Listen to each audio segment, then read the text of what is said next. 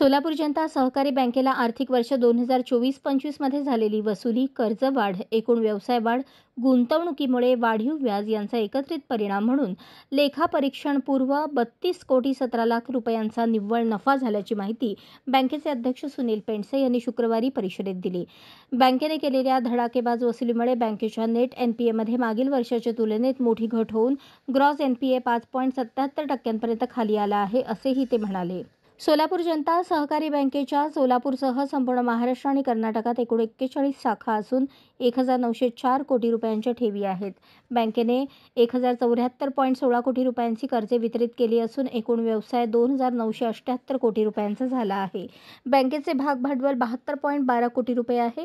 Reserve bank of इंडियाच्या नियमानुसार भांडवल पर्याप्तता 12% असणे अपेक्षित आहे, मात्र सोलापूर जनता सहकारी बँकेने यात देखील आघाडी घेतली असून बँकेचे भांडवल पर्याप्तता 18.80% आहे। त्यामुळे बँकेच्या भांडवलाची स्थिती उत्तम असल्याचेही अध्यक्ष पेंडसे म्हणाले। बँकेच्या नेट एनपीएमध्ये मागील वर्षाच्या तुलनेत मोठी घट होऊन नेट एनपीए 0.83% खाली आला।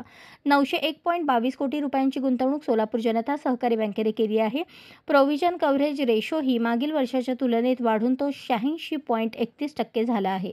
या पत्रकार परिषदेत सोलापूर जनता सहकारी बँकेचे अध्यक्ष सुनील पेंडसे, मुख्य कार्यकारी अधिकारी विनय दुनाखे, संचालक वरदराज बंग, प्राचार्य गजानन धरणे, तज्ञ संचालक सीए गिरीश बोरगावकर, पुरुषोत्तम उडता, संचालिका चंद्रिका चौहान, विनोद कुचेरिया, उपसरव्यवस्थापक अंजली कुलकर्णी, मकरंद जोशी, देवदत्त पटवर्धन, सहाय्यक सरव्यवस्थापक तुळशीराम गज्जम, रामदास सिद्दूल, रमेश मामड्याल, मुख्य कार्यालयातील अधिकारी मदन मोरे, मुख्य कार्यालयातील सर्व विभाग प्रमुख उपस्थित होते।